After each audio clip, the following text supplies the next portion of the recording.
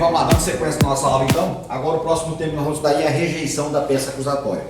Veja que em aulas anteriores, nós vimos lá que quando o delegado de polícia concluiu o inquérito policial chegava nas mãos do Ministério Público, ele realizava a sua opinião delicti, e aí o que ele fazia? Ele ia realizar uma das 3 providências que ele poderia realizar. Quais são? Ele oferecer denúncias, requisitar novas diligências ou fazer o requerimento, do arquivamento. Lembrando, não vamos deixar de esquecer aí, que nós temos aí o artigo 28 do arquivamento que está mudado, está mudado aí.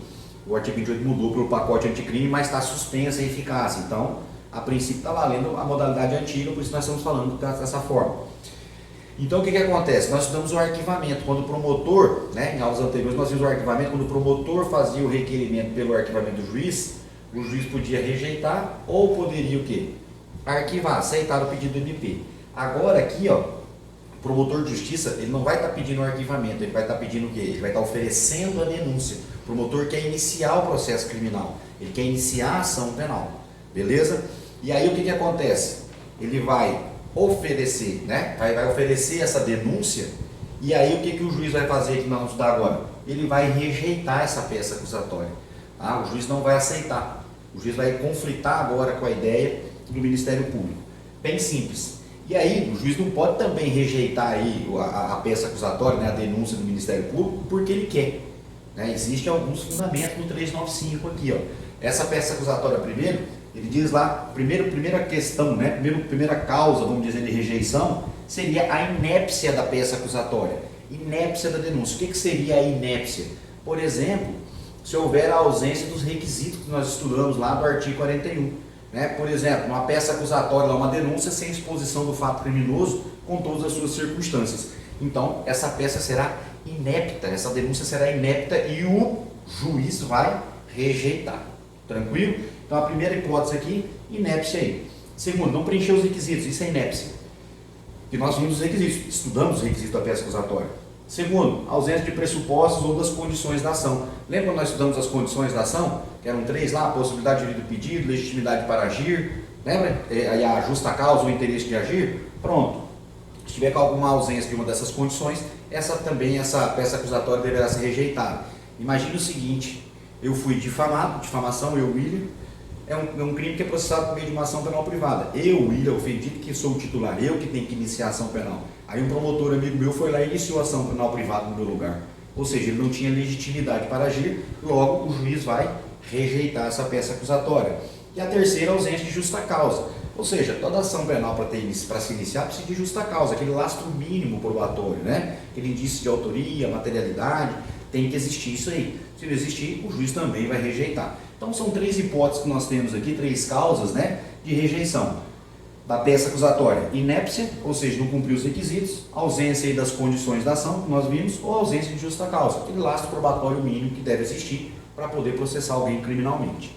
Tranquilidade? Essas são as hipóteses que o juiz vai rejeitar aí a peça acusatória. Show de bola?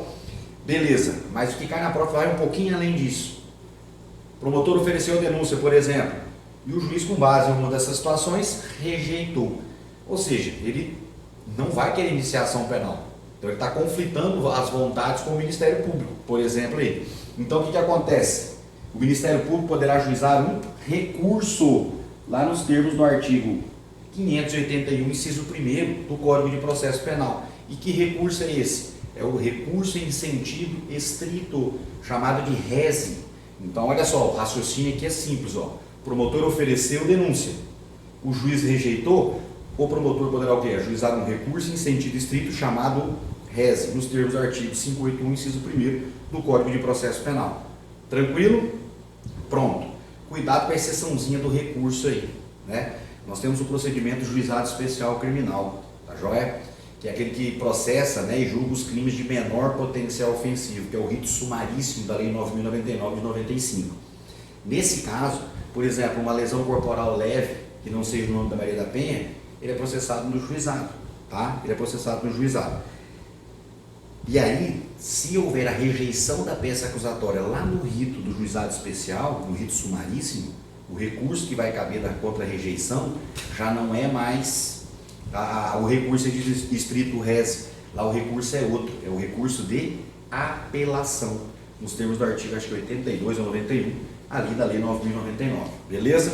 Então, cuidado, regra, promotor ofereceu denúncia, o juiz rejeitou, cabe recurso em sentido estrito, beleza? Exceção aí que só troca o recurso, a ideia é a mesma, só troca o recurso, se for no juizado não é o rese, e sim o recurso de apelação, beleza?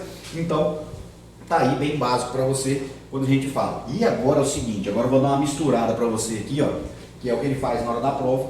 Então a gente vai misturar e depois a gente vai deixar mais desvendado isso aí para você. O que acontece? Nós vimos que o promotor pode oferecer denúncia ou ele pode pedir o arquivamento, não foi isso que nós vimos? Pronto, ele pode oferecer denúncia e pedir o arquivamento. Se o promotor, por exemplo, requer o arquivamento e o juiz rejeita o pedido dele, qual era o desdobramento disso? Era encaminhado lá para quem? Para o procurador-geral. Agora, se o promotor oferece denúncia e o juiz rejeita, nesse caso cabe recurso em sentido estrito. Então, muito cuidado na hora da provinha, lá na hora da sua questão, para você saber qual que é a providência que ele está adotando, para você saber dos desdobramentos do que tange a rejeição do juiz. Veja que nos dois exemplos o juiz está rejeitando, seja o pedido de arquivamento, seja o oferecimento da denúncia. Ele rejeitou, mas os desdobramentos são diferentes. Se pediu o arquivamento e rejeitou, autos para o procurador-geral. Se ofereceu denúncia e o juiz rejeitou, cabe recurso em sentido estrito. E o examinador, o que ele vai fazer? Ele vai trocar essas questões, esses dobramentos, ele vai trocar. Ele vai falar que pediu o arquivamento, o juiz rejeitou e cabe rese. Está errado. Beleza? O rese é cabível quando ele oferece denúncia e rejeita. Então, cuidado com esse detalhe na hora da provinha aí. Show de bola? Tranquilo? Então, vamos dar sequência e vamos trabalhar agora, não a rejeição da peça acusatória. Agora o promotor ofereceu a denúncia e o juiz está recebendo, agora é recebimento da peça acusatória. Agora o juiz está concordando com o MP em processar essa pessoa criminalmente. Então vamos lá, primeira coisa a gente vê qual que é o momento do recebimento.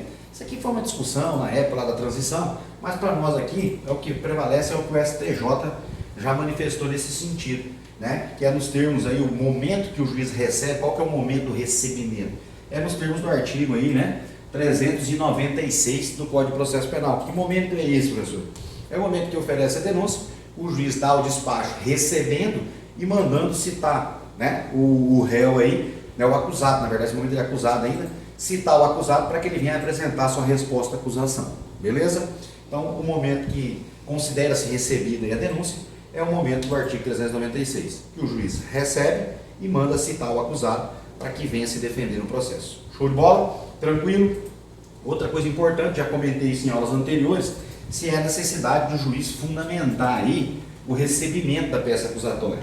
Gente, não é possível. Nesse caso aí, se ele for fundamentar, imagina o seguinte, o promotor ofereceu a denúncia, na denúncia está lá tudo descrito, a exposição do fato criminoso, com todas as suas circunstâncias, que nós vimos que é requisito da peça acusatória. Aí tem tudo isso lá. Aí imagina o juiz falar assim, recebo, por verificar que realmente o William cometeu o delito nos termos que está demonstrado na peça. Ou seja, ele já está dando a sentença aí, antes de eu poder me defender, antes de iniciar o processo propriamente dito. Então, nesse caso aqui, se há essa necessidade de fundamentação desse recebimento, não, nesse momento ele não vai fundamentar nada. Por isso que deu aquela divergência quando nós estudamos, lá naquele princípio lá da motivação das decisões judiciais. Se você voltar nas aulas anteriores aí, você vai verificar que eu fiz uma divisão para você lá, no que tange a doutrina, entende que tudo tem que ser fundamentado, e os tribunais superiores falaram, não, nem todas as decisões. Um exemplo de decisão que não será fundamentada é essa, do recebimento da denúncia. Beleza? Tranquilo? E aí a pergunta é muito simples, agora estamos falando do recebimento. Qual o recurso cabível contra o recebimento da peça acusatória? Porque o que acontece? O promotor ofereceu denúncia, o juiz recebeu, então vai iniciar a ação penal. Então quem que em tese está sendo prejudicado aí? Está ruim para quem? O réu, que vai ter que responder um processo criminal.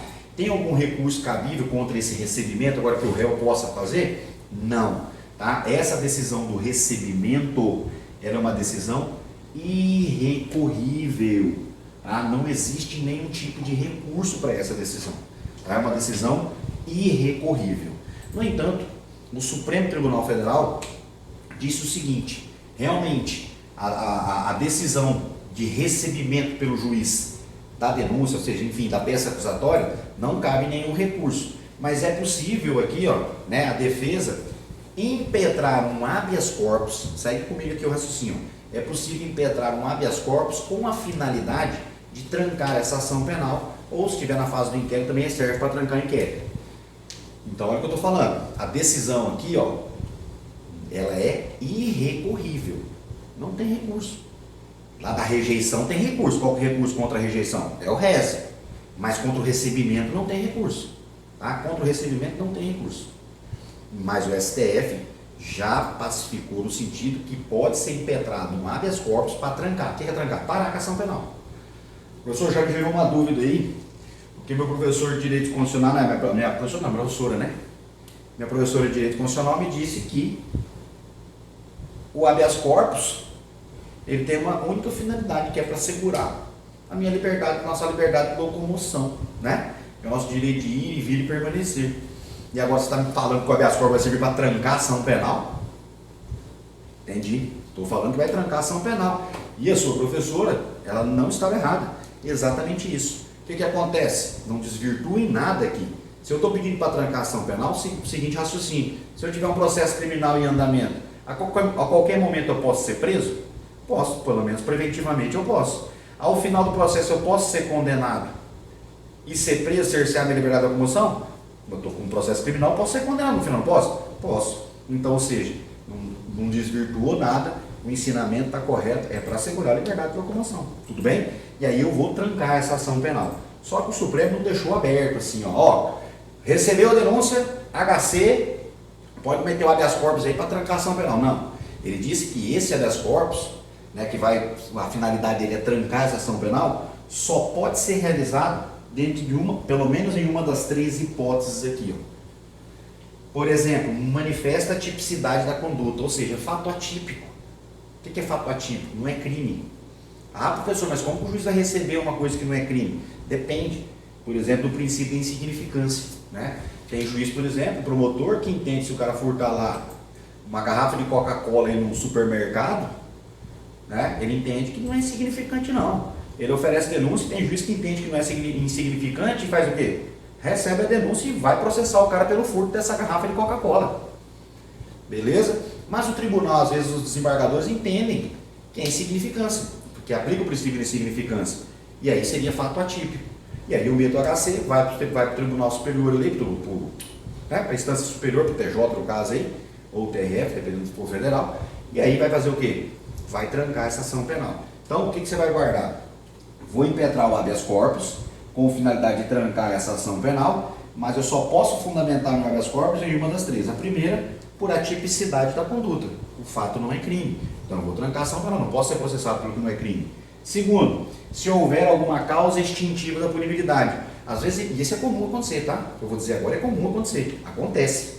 Muitas vezes inicia um processo penal com determinada pessoa por um crime que já está prescrito. E a prescrição é uma das causas extintivas da punibilidade. Então, ou seja, o que é prescrição? O Estado não pode mais me punir no final, de forma mais resumida, para a gente não entrar nesse mérito agora. Perdeu o direito de punir. Então, se perdeu o direito de punir, por que eu vou ficar sendo processado criminalmente? Então, habeas corpus tranca essa ação penal. E, por fim, ausência de justa causa. Não tem nenhum indícios, mínimos aí de autoria, de materialidade, e aí vai iniciar um processo criminal contra a pessoa? Não, então também serve para trancar. Então, fecha num pacotinho comigo no resuminho aqui, ó. Bem simples. O promotor ofereceu denúncia, o juiz recebeu.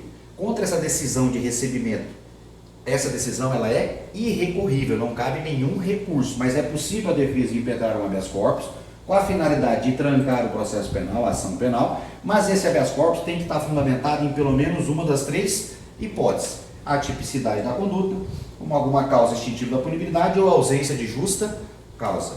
E essa parte final do habeas corpus aqui, gente, não está em Código de Processo Penal, em lei, não tem lugar nenhum. Isso aqui é Supremo Tribunal Federal. Então a galera que gosta de fazer provinha do CESP e NB aí, ó, CESP adora, né? Segundo entendimento do STF, segundo entendimento do STJ. Então tá aí o entendimento para você. Fechou? Tranquilo? Tamo junto?